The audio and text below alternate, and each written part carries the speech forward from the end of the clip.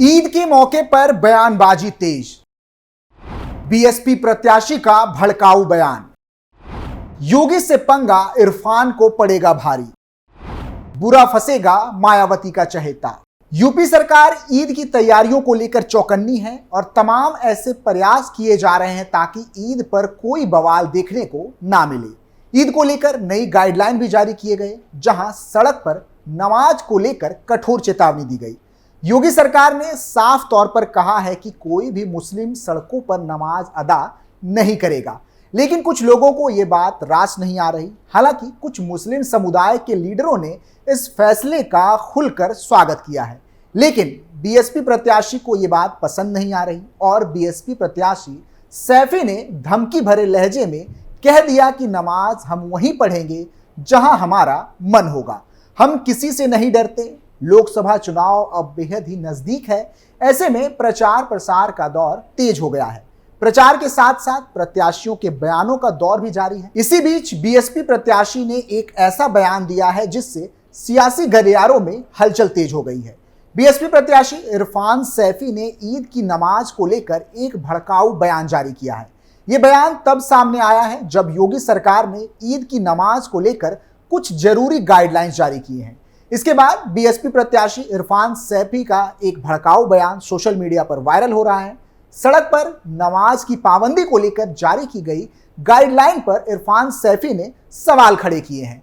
तो क्या है पूरा मामला, बताएंगे आज की स्पेशल स्टोरी में। साथ ही बात करेंगे ईद से जुड़ी गाइडलाइन की जो योगी सरकार ने लागू किए हैं। नमस्कार, आप देख रहे हैं कैपिटल टीवी उत्तर प्रदेश की स्पेशल स्टोरी और मैं हूं आपके साथ रोहित कुमार। तो चलिए शुरू करते हैं।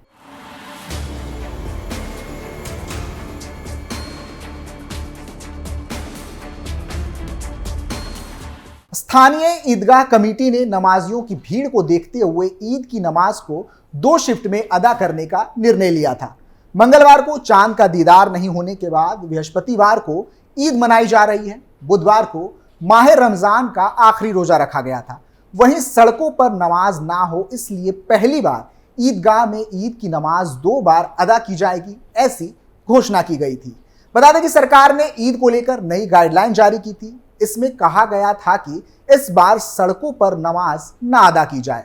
मुरादाबाद में इस बार ईदगाह में 2 बार नमाज अदा की जाएगी। इसके लिए समय जारी कर दिया गया था। ईद पर सुरक्षा व्यवस्था कड़ी की गई है, लेकिन सरकार की गाइडलाइन को लेकर बीएसपी कैंडिडेट भड़के हुए हैं। बीएसपी प्रत्याशी का कहना है कि सरकार को इसके लिए पहले से इंतजाम करना चाहिए था। उन्होंने कहा कि हम अल्लाह के मानने वाले हैं, हम कभी डरे नहीं, हम वही नमाज पढ़ेंगे जहां हमारा मन होगा। सैफी ने आगे कहा कि हम कुछ नया नहीं कर रहे, 1947 से लेकर 2024 तक वहीं पर सब मिलकर नमाज पढ़ते आए हैं। ये एक प्रथा है, सरकार को इसका इंतजाम करना चाहिए था। हम किसी के रास्ते को जाम नहीं करने जा रहे, ना ही कोई नई प्रथा बनाने जा रहे हैं। उन्होंने कहा कि सरकार ये चाहती है कि हमारी पहचान को खत्म कर दिया जाए। बता दें कि सरकार की गाइडलाइन का हवाला देकर नायब शहर इमाम ने ईदगाह में सुबह 8 बजे और 9 बजे यानी कि 2 बार नमाज का समय तय किया था। सालों से ईद की नमाज ईदगाह के मैदान में अदा की जाती है। जिला प्रशासन की ओर से सरकार की गाइडलाइन का हवाला देते हुए इस बार ईदगाह मैदान में 2 बार नमाज अदा करने की अपील की गई थी। सैफी का बयान, हमारे साथ सौतेला व्यवहार। सैफी ने आगे कहा कि यह सौतेला व्यवहार हमारे साथ क्यों किया जा रहा है। पहले हमारे स्टॉलर हाउस बंद कर दिए गए। 2012 में नई गाइडलाइन आई थी, आप स्टॉलर हाउस बंद नहीं कर सकते, लेकिन बीजेपी की पूरी राजनीति ही स्टॉलर हाउस पर टिकी है।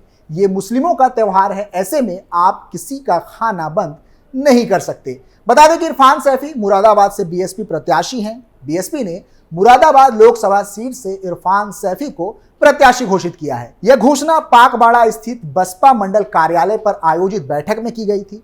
बैठक में मौजूद बसपा के पश्चिम उत्तर प्रदेश एवं उत्तराखंड के प्रभारी शमसुद्दीन रायनी और नगीना के सांसद गिरीश चंद्र ने इरफान सैफी को मुरादाबाद सीट का उम्मीदवार घोषित किया था। इरफान सैफी ठाकुर द्वार के नगर पालिका के अध्यक्ष भी हैं। निर्दलीय चुनाव लड़कर बने ठाकुर द्वारा पालिका के अध्यक्ष। कुछ दिन पहले इरफान सैफी ने बसपा से चुनाव लड़ने की घोषणा की थी। मुरादाबाद लोकसभा क्षेत्र से बसपा के उम्मीदवार घोषित इरफान सैफी ने 2023 में हुए निकाय चुनाव में ठाकुर द्वारा नगर पालिका अध्यक्ष पद के चुनाव में सपा उम्मीदवार इरफान अंसारी को 1072 वोटों के अंतर से हराया था। उन्हें करीब 9000 वोट मिले थे, जबकि उन्होंने नगर पालिका ठाकुर द्वारा के अध्यक्ष पद का पहला चुनाव वर्ष 2012 में एवं दूसरा चुनाव 2015 में और तीसरा चुनाव 2017 में लड़ा था। उन्होंने चारों निर्दलीय उम्मीदवार के रूप में ही चुनाव लड़ा था। इरफान सैफी ने 2012 में बहुजन समाज पार्टी से विधानसभा क्षेत्र के लिए टिकट मांगा था, लेकिन उन्हें उस समय पार्टी का टिकट नहीं मिल सका था। इसलिए उन्होंने नगर पालिका का अध्यक्ष बनने के बाद बसपा से उम्मीदवारी के लिए दावेदारी पेश की थी। पार्टी ने उन पर विश्वास जताते हुए उन्हें अपना उम्मीदवार घोषित किया था। मुरादाबाद में बसपा सांसद गिरीश चंद्र और पश्चिमी उत्तर प्रदेश के पार्टी प्रभारी शमसुद्दीन रायनी की मौजूदगी में उन्हें उम्मीदवार घोषित किया गया। इरफान सैफी का कहना है कि बसपा सर्व समाज की पार्टी है। मुरादाबाद लोकसभा क्षेत्र में करीब 21 लाख मतदाता हैं, जिनमें 3.5 लाख दलित और 9 लाख मुस्लिम मतदाता हैं। उन्होंने आगे कहा कि चुनाव में उन्हें हर समाज का वोट मिलेगा, लेकिन उनकी जीत का आधार दलित और मुस्लिम मतदाता ही रहेंगे। उन्होंने कहा कि उनका लोकसभा चुनाव लड़ने का मकसद क्षेत्र का विकास करना है। उन्होंने आगे कहा कि उनके अलावा 4 अन्य लोगों ने भी पार्टी के टिकट के लिए दावेदारी की थी, लेकिन पार्टी संगठन ने उनका आधार मजबूत बनाते हुए उन्हें लोकसभा चुनाव में अपना उम्मीदवार घोषित किया है। इस दौरान बसपा के जिला सचिव डॉक्टर रामपाल सिंह, गौतम चेतन, अर्जुन चेतन, फैसल सैफी आदि मौजूद रहे। लेकिन यदि सैफी के बयान को फिर से देखें तो ये राजनीति से प्रेरित नजर आती है और मुस्लिम वोटों को टारगेट करने का एक नया पैंतरा। हालांकि मुरादाबाद को छोड़ दे तो कानपुर के मुस्लिम समाज और उनके लीडरों ने सरकार के इस फैसले का स्वागत किया था और सरकारी गाइडलाइन के अनुसार ही नमाज अदा की। ईद का त्यौहार आते ही सड़कों पर भीड़ और जाम नजर आता है और इसका मुख्य कारण सड़कों पर नमाजियों द्वारा नमाज अदा किया जाना है। हाल ही में रमजान के महीने के दौरान कई ऐसी घटनाएं सामने आई जहां सड़क पर नमाज पढ़े जाने को लेकर खूब बवाल देखने को मिला था। लेकिन अब इसी को ध्यान में रखते हुए उत्तर प्रदेश के कानपुर में ईद की नमाज को लेकर सख्त कदम उठाए गए थे। इस बार शहर की बड़ी ईदगाह में एक नहीं बल्कि 2 बार ईद की नमाज अदा की गई। शहर की सड़कों पर नमाज अदा नहीं हुई, यह फैसला खुद शहर के जिम्मेदार मुस्लिम समाज के लोगों ने किया था। मौलानाओं और शहर के काजियों ने लोगों से ईदगाह और मस्जिदों में ही नमाज पढ़ने की अपील की थी, जिसका पालन भी किया गया है। ईद पर सुबह में सभी लोग मिलकर ईद की नमाज अदा करते हैं। नमाजियों की बेहतशा भीड़ को देखते हुए इस साल अहम फैसले लिए गए। मौलाना, काजी और मुस्लिम समाज के लोगों ने ईद की नमाज को लेकर सरकार और कोर्ट की गाइडलाइन के अनुरूप अदा करने के लिए बैठक की थी। पूर्व में नमाजियों की बड़ी संख्या के कारण ईद की नमाज सड़कों पर भी अदा की जाती थी, लेकिन इस बार अब नमाज ईदगाह और मस्जिदों में ही अदा की गई है। 2 शिफ्ट में हुई नमाज। शहर की बड़ी ईदगाह में 2 शिफ्ट में नमाज अदा हुई। इसके पीछे वजह नमाजियों की भारी भरकम तादाद थी।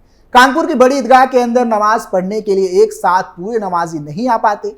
सैकड़ों नमाजी सड़क पर जाकर नमाज पढ़ते हैं। इससे सड़क पर जाम की स्थिति बन जाती है। पिछले साल सड़क पर नमाज पढ़ने वालों पर प्रशासन ने मुकदमे दर्ज कराए थे। बता दें कि शहर के मौलानाओं ने सख्त कदम उठाते हुए ईदगाह और मस्जिदों के अंदर ईद की नमाज पढ़ने के लिए लोगों को कहा था।